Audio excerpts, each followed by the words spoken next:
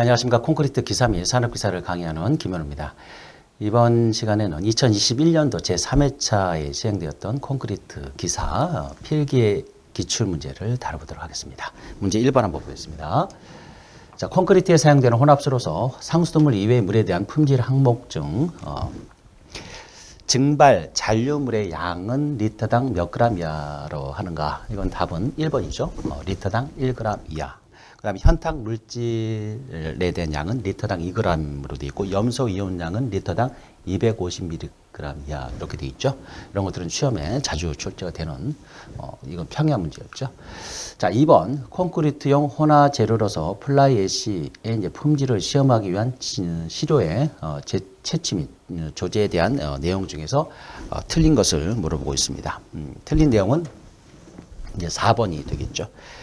채취한 시료, 그러니까 조제된 시료는 시험실까지 시험실과 비슷한 습도가 되도록 시험실에 대기 중에 보관하는 게 아니고 채취한 시료는 그 표준 망체에서 이제 이물질을 제거한 상태에서 그러니까 습도가 방습, 그죠? 습기를 막아주는 이런 방습의 기밀한 용기에다가 밀봉해서 보관을 하도록 이렇게 돼 있죠. 플라이 애쉬에 대한 나머지 뭐 1번 내용들, 2번, 3번 다 맞는 내용이죠.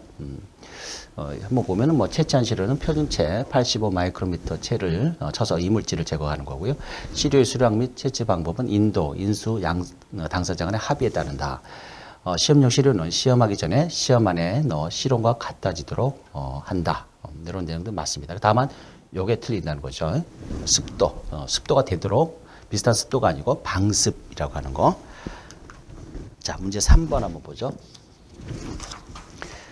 제빙 화학제에 노출된 콘크리트에서 플라이 애쉬, 고로슬랙 미분말 또는 실리카 흉을 시멘트 재료의 일부로 치환하여 사용하는 경우 이들 혼화제의 사용량에 대한 설명으로 틀린 것.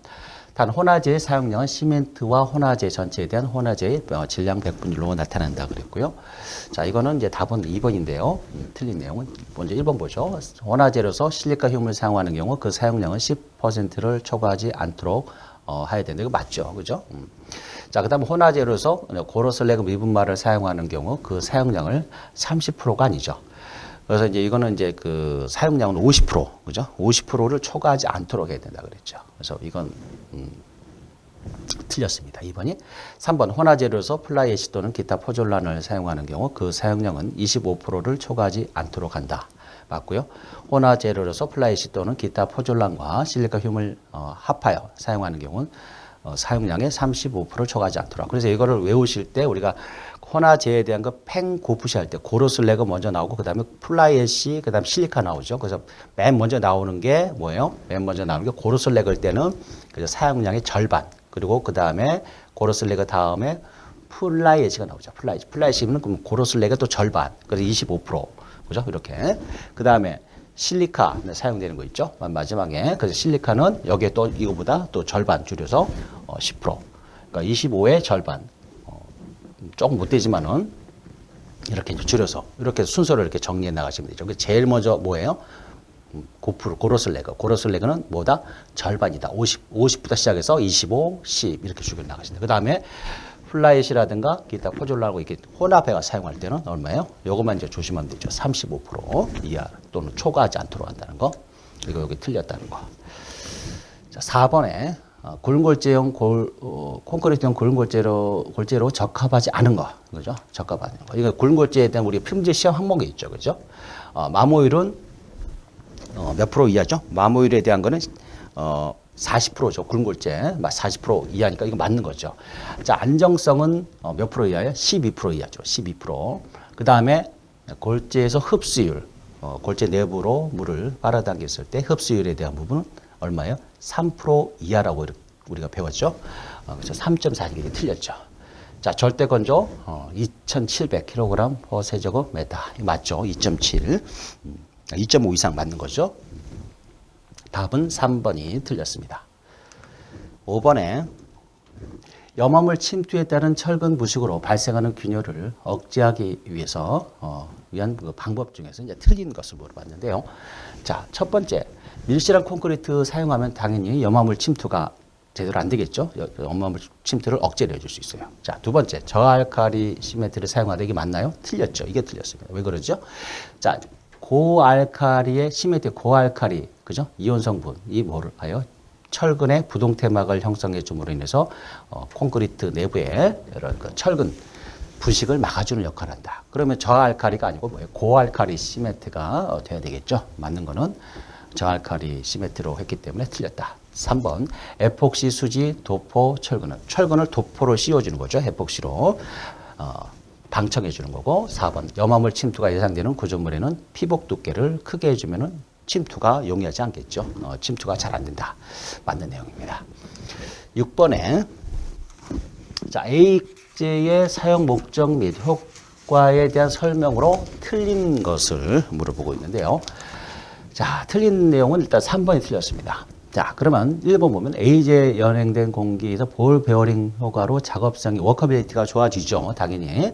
자, AJ를 사용하면 일반적으로 콘크리트 동기연료의 저항성이 개선된다 그랬죠. AJ의 가장 두드러진 특징 중에 하나가 동기연료의 그 다음에 워커빌리티죠.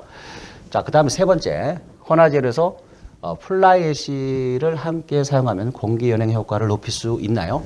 플라이애쉬는 어떤 특징이 있다고 그랬죠? 플라이애쉬를 쓰면 플라이애쉬는 공기를 이렇게 흡착하는 이런 성질이 있다고 그랬죠. 그래서 공기 연행제와 함께 쓰면은 효과를 높일 수가 있는 게 아니죠. 그래서 3번이 틀린 내용이죠. 공기량이 증가할수록 강도가 저하기 때문에 공기량은 3에서 6% 정도 범위가 되도록 하는 것이 맞는 거죠. 그래서 우리가 플러스 마이너스 1.5% 왔다 갔다 하죠. 7번에 콘크리트용 화학 혼화제에 대한 일반적인 성질의 내용 중에서 이제 틀린 것을 또 물어보고 있는데요. 자, 답은 이제 3번이 틀렸습니다. 자, 1번 보면 AJN 연행 공기량은 4 내지 7% 요즘 맞죠?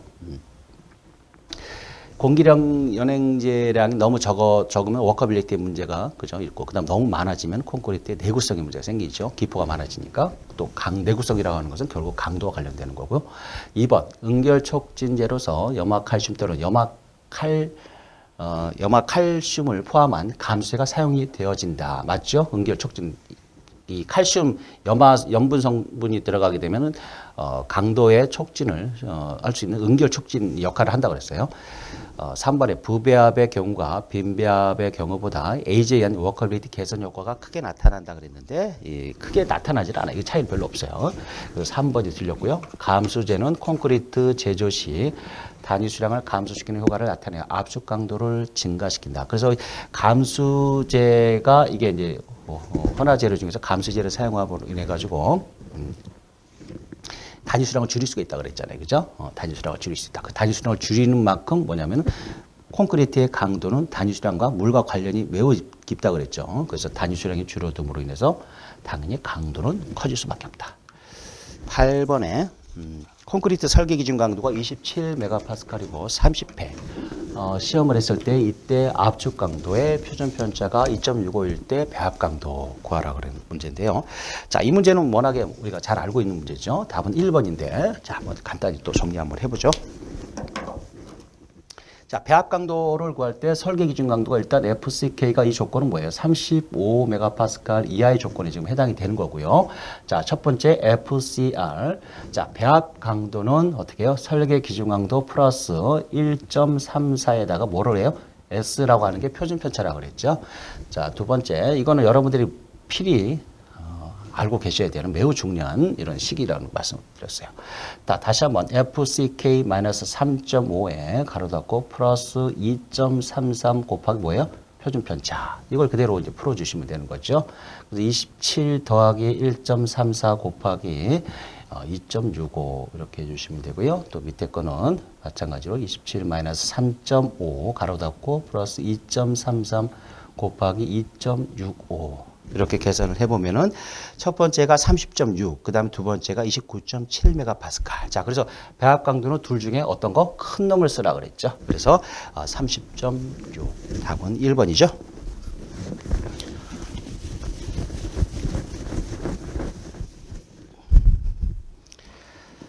자, 9번 문제 한번 보죠.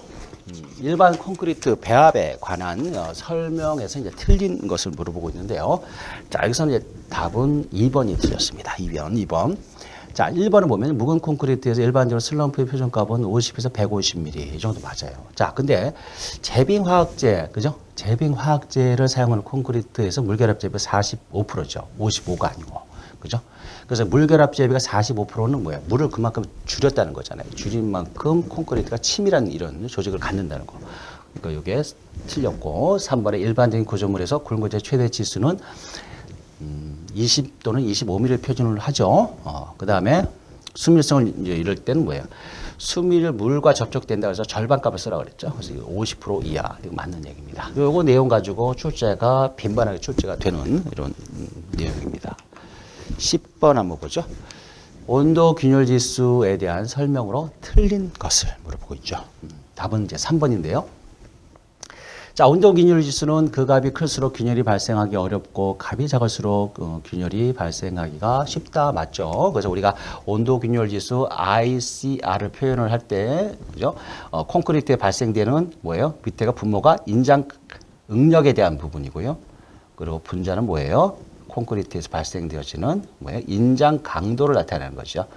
강도. 그래서 이 응력의 최대치를 우리가 강도라고 표현을 했죠. 그리고 이게 균열이 발생되지 않으려면 최소 얼마? 1.5 이상이 되고, 그래서 분자가 강도. 이게 커야지만이 이게 커지니까 이게 결국은 ICR이 크다고 하는 것은 콘크리트의 인장 강도가 크다.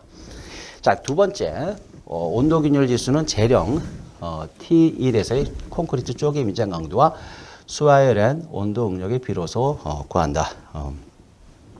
맞는 것을 지금 말씀드렸죠. 여기서 쪽의 미장 강도는 위에 요게 되고, 그 다음에 수화열의 온도 응력은 분모로 가는 거 요거죠.